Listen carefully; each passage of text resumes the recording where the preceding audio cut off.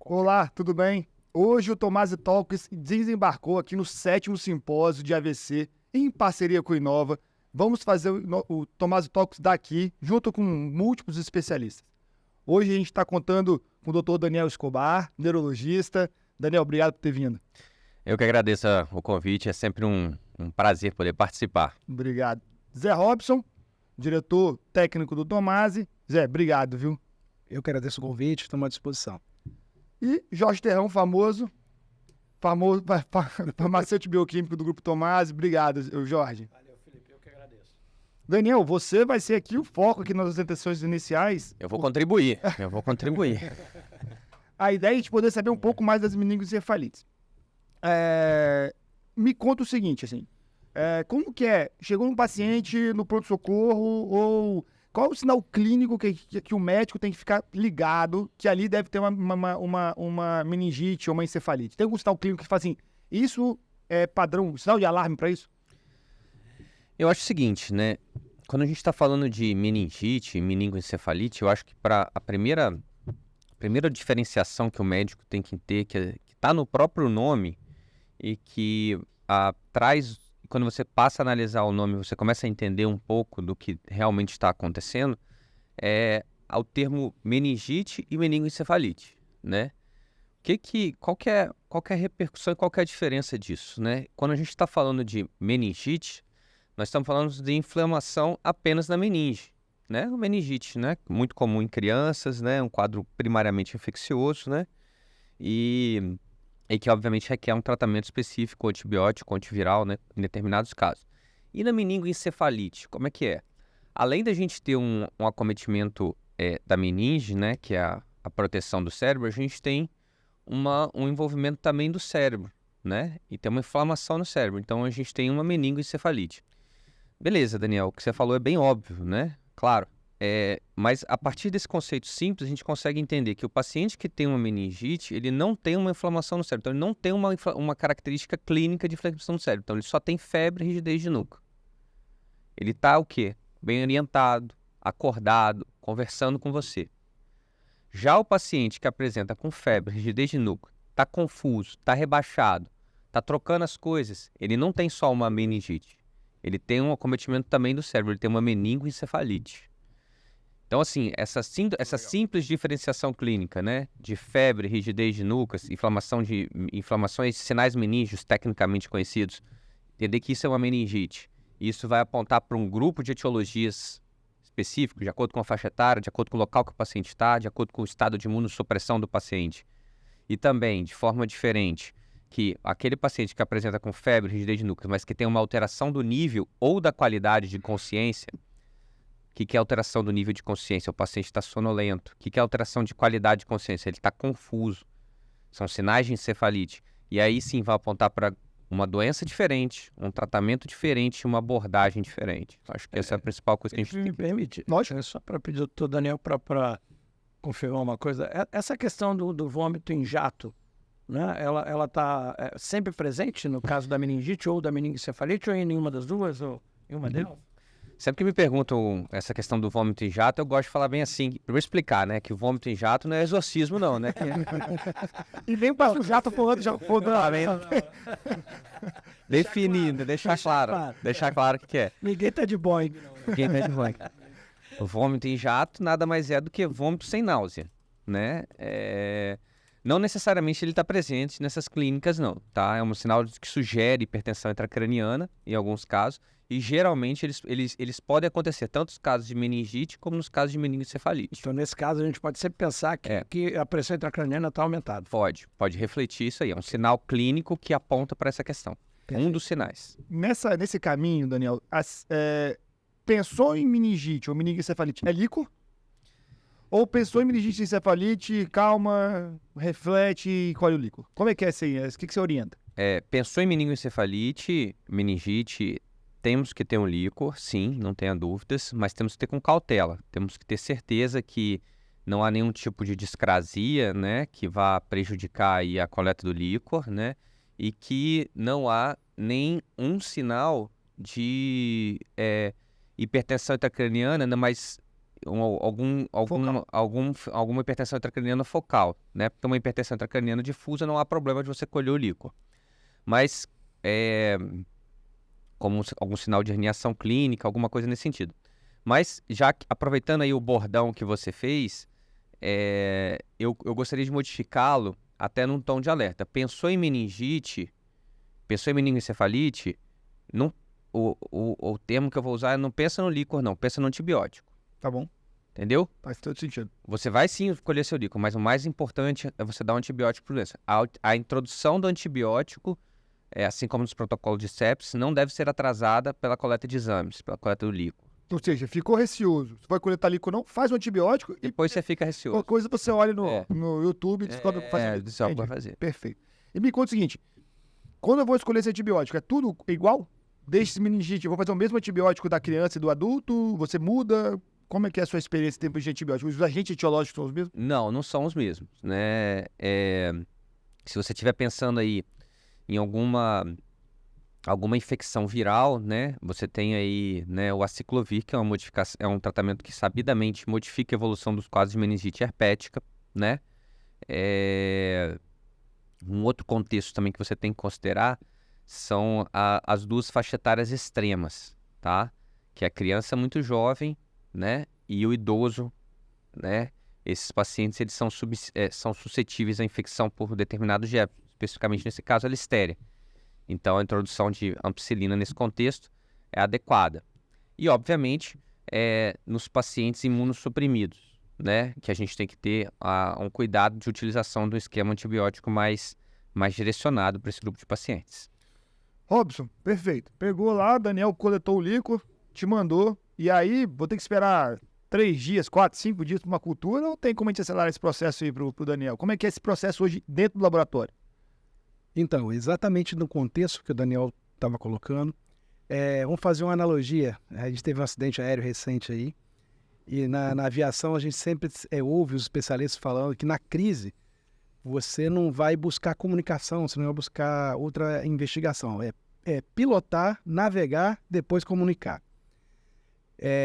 Na abordagem do paciente com a suspeita, o médico vai entrar com antibiótico primeiro, ele vai tentar fazer o quê? Ele intervir no quadro, buscando ali a melhor condição de recuperação do paciente e não obrigatoriamente querer descobrir primeiro o que está acontecendo. Então, essa postura que é correta, em muitos casos, ela pode, depois que implementada a antibiótico-terapia, ela pode dificultar a recuperação do micro-organismo na microbiologia convencional, né? Então, os testes de microbiologia e os testes, principalmente de rotina de líquido, ou seja, a pesquisa de lactato, de glicose, para poder fazer uma presunção relacionada ao consumo de glicose por bactéria, aquela coisa toda. Celularidade. São sempre diagnósticos presuntivos, são sempre diagnósticos indiretos, né? De alguns anos para cá, e mais fortemente acelerada a partir da pandemia, porque vários fabricantes desenvolveram sistemas de biologia molecular compactos, sistemas de biologia molecular quase que point of care para diagnóstico de Covid, mas na verdade já vinham desenvolvendo para outros painéis, né? Tuberculose, doença respiratória. Nós temos os painéis sindrômicos, os painéis de multiplex, né? De diferentes fabricantes. Nós temos painéis que pesquisam 2, 3 patógenos, tem painéis que pesquisam 14 patógenos, até mais, que pesquisam desde as bactérias lá, os Streptogaláctea, Streptopneumoniae, Neisseria meningite, né? Passando por toda a família viral, herpes vírus tipo 6, herpes vírus 1 e 2, citomegalo, listéria também. Então, ou seja, isso permite que a gente tenha um índice muito maior de diagnósticos. Uma das características, uma das dificuldades desses diagnósticos é que em microbiologia, embora seja patognomônico, quando você recupera a bactéria, quando você recupera o meningococo, você recupera o streptococo, é patognomônico, você fechou o diagnóstico, mas o índice de recuperação ele é baixo, né? É um meio que no passado a gente, inclusive em laboratório, usava alguns artifícios para aumentar o índice de recuperação, utilizando, por exemplo, frascos de hemocultura pediátricos, porque geralmente líquido você tem pouco volume de amostra, então utilizando frasco de hemocultura pediátrica, você enriquece o meio, um meio muito rico, você aumenta a recuperação, você aumenta a chance de detectar. Mesmo assim, você tinha subnotificação, muita subnotificação, porque você não conseguia fechar o diagnóstico, embora clinicamente fosse estável. Hoje, com os painéis, a gente consegue chegar em questão de horas, né? Muitos desses equipamentos estão disponíveis lá nos hospitais, dentro dos hospitais. Não precisa de ir para um grande centro, não precisa de ir para um NTO central. Dentro do hospital, uma pequena estrutura, você consegue fazer uma análise de um painel sindrômico desse e te dá lá uma avaliação. Alguns estudos mostram, por exemplo, que teve um estudo recente que eu vi, 436, se não me engano, amostras de líquido, 5,7% eram positivos para bactérias, enquanto mais de 100 casos para vírus. Nossa, mas Muito mais meningite viral do que bacteriana. o que não vai dar nada no grão, que não vai dar nada no lugar Vai dar nenhum. muito pouca Ah, coisa, sim, muito lugar pouca coisa na rotina, muito pouca coisa. Claro, você elimina, é mais por exclusão, né? Você elimina ali no líquido que tem baixa celularidade, predomínio de mononuclear, glicose alta, né? Você elimina um pouco a chance de ser bacteriana e pressupõe que é viral. Mas Não ganha tempo, né? Eu acho que tem, se você me perguntar, até me desculpar, eu acho que o Daniel tem essa experiência, até pelo fato o tempo entre a coleta e a chegada do líquor ao laboratório, isso impacta muito que a gente recupere principalmente essas bactérias que são microaerófilas, que são extremamente exigentes, né? E aí a gente não vai lá e dá muita coisa negativa. Fora o que você está dizendo, eu não vou conseguir recuperar, por exemplo, um vírus, eu não vou conseguir recuperar algumas bactérias tipo hemófilos, o próprio meningococo é extremamente difícil de ser recuperado por condições pré-analíticas, às vezes, né? E até só acrescentar uma coisa no que o Zé colocou, é que, por exemplo, tem um dos painéis sindrômicos que ele já pega criptococcus. Eu acho o seguinte, eu tenho a oportunidade de trabalhar e já tive a oportunidade de trabalhar em praticamente todos os hospitais da Grande Vitória. E nesse contexto, a gente vê como é que são os fluxogramas de investigação diagnóstica desses hospitais. E é realmente um pouco triste de ver como que nós utilizamos para investigação e para o tratamento de meningites métodos tão arcaicos, baseados em avaliação exclusivamente, né, em avaliação de celularidade, GRAM e culturas, né? E aí a gente fica muitas vezes submetendo o paciente a longos períodos de antibiótico terapia sem necessidade, porque a gente não deixa de tratar, eu concordo, beleza, mas que a gente submete, deixa o paciente tomando aciclovir, deixa o paciente tomando ceftriaxone, deixa o paciente tomando vancomicina, né, deixando ele aí aos efeitos maléficos da utilização de antibiótico, seja antibiótico viral ou bacteriano, por longos períodos, que é uma iatrogenia. Sendo que nós temos aí painéis multivirais que, infelizmente, não são padronizados nos hospitais, onde você pode saber, como você mesmo estava falando, um painel simples com utilização, você pode detectar bactéria, vírus e Levedura. levedura, em questão de 1 hora, 24 horas. Exatamente. Então, sempre que eu tenho a oportunidade de participar de formativa na condução de um caso, eu sempre gosto de oferecer isso como possibilidade terapêutica, principalmente no contexto da discussão com os familiares. Se vocês me permitirem, até mantém, Zé, não sei se você recorda, foi aberta uma consulta pública para a inclusão desse painel no SUS. Do painel de meningoencefalite por biomol de multiparamétrico para o SUS. Ela foi aberta ontem, vai até setembro. É importante que a gente divulgue como na INS também. Como na INS. É importante que a gente divulgue e que a gente participe dessa consulta pública. É importante a gente sempre salientar que muitas das vezes a gente tem que entender, claro que por isso que é importante consulta pública, discussão, debate, a gente tem que entender que muitos dos exames que surgem, que no primeiro momento são vistos como algo inacessível, que são muito caros, é difícil de implementar, algumas barreiras, alguns paradigmas precisam ser quebrados.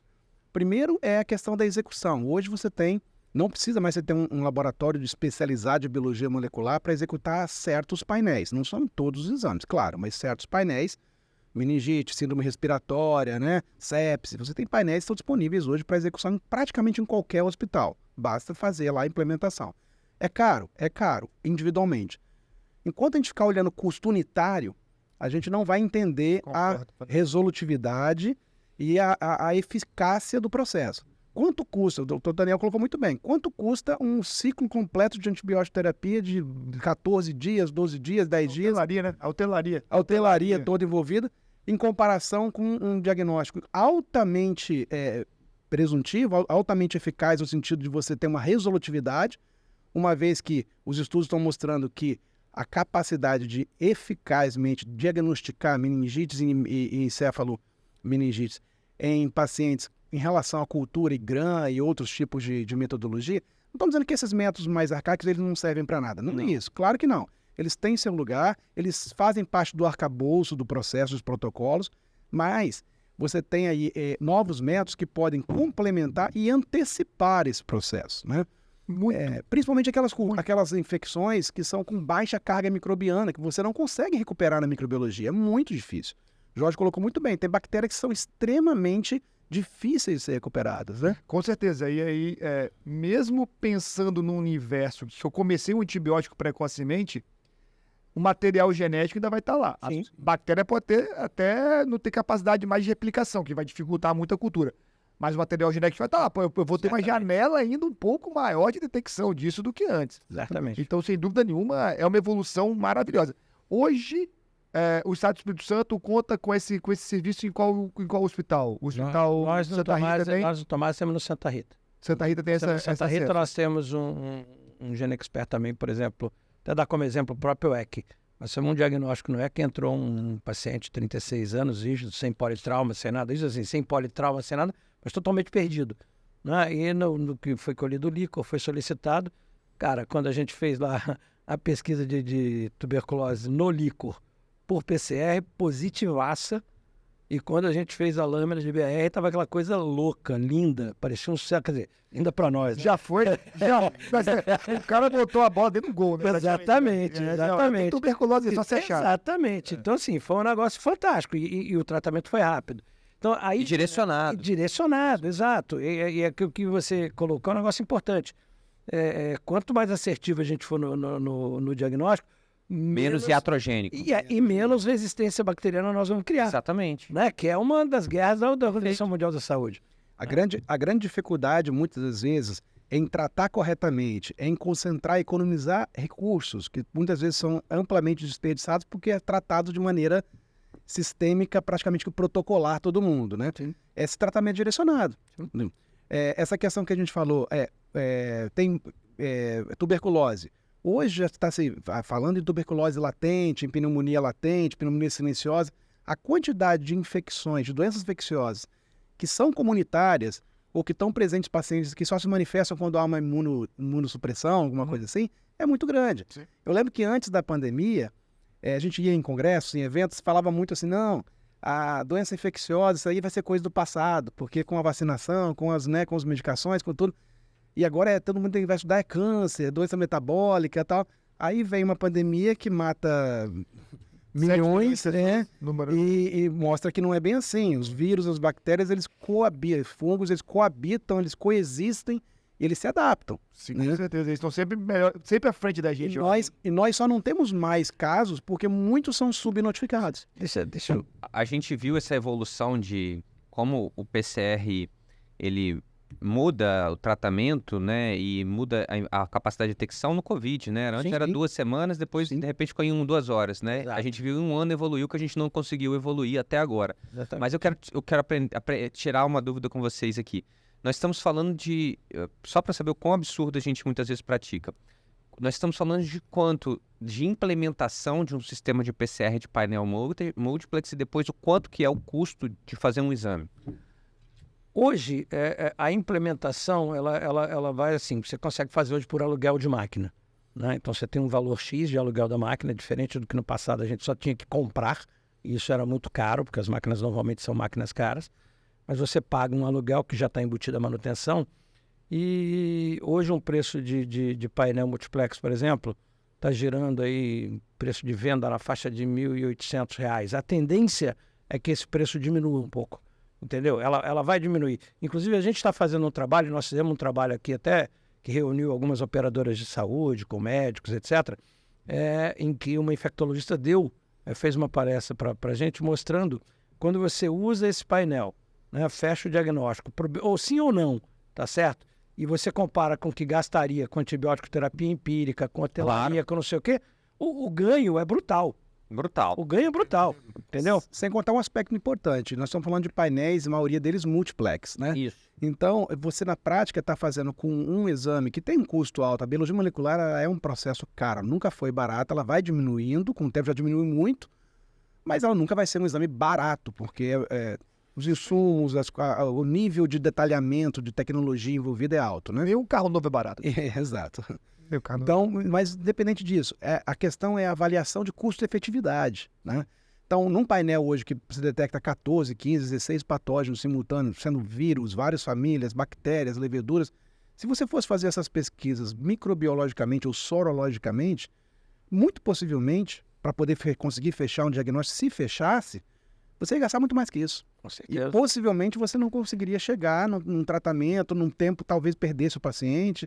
Então, assim, a coisa... Felipe, me permite fazer só uma pergunta para o Daniel? Daniel, Se eu puder ajudar, vamos lá. É que você colhe, né? Então, você é uma das pessoas que colhe o médico. Então, ou peço para residente colher. foi isso. Mas tempo atrás, a gente fazia o seguinte: a gente pedia sempre que fosse coletado no mínimo 2 frascos, né? Até para que a gente visse, conseguisse ver a diferença. E tem uma coisa importante que vocês percebem quando vocês colhem, que é a pressão da questão da pressão.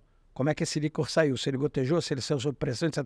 E nós, na bancada, não temos essa informação na maior parte das vezes. E às vezes recebemos um único frasco. Se ele vier ali límpido, ok. Mas e se ele vier sanguinolento? Como é que eu vou fazer? Foi acidente de punção? Não foi acidente de punção? Quer dizer, existe alguma padronização nesse sentido? Para que a gente possa criar um padrão? Eu tenho a oportunidade de ajudar na organização do fluxo da neurologia do Central e nós somos referência para o tratamento de meningoencefalite. Exato. E lá nós, assim que chegamos, conseguimos padronizar a utilização de um raquimanômetro lá. Então, assim, a gente usa um raquimanômetro para já conseguir aferir a questão da pressão de abertura.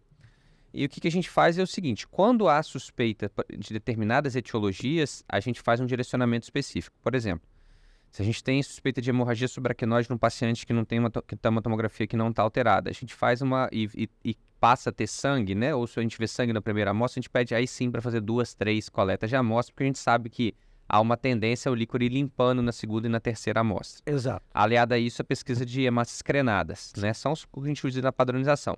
Mas, de uma forma geral, a gente pede para fazer a pressão de abertura, de aferição de coleta licórica, com coleta de 2 frascos. Beleza. Maravilha. Bem, ó, gente, o papo tá bom. Depois eu tomo um café, mas eu preciso parar aqui, ó, nossa gravação. Foi muito bom conversar com vocês. Daniel, obrigado mais uma vez, viu? Te vejo no hospital de novo.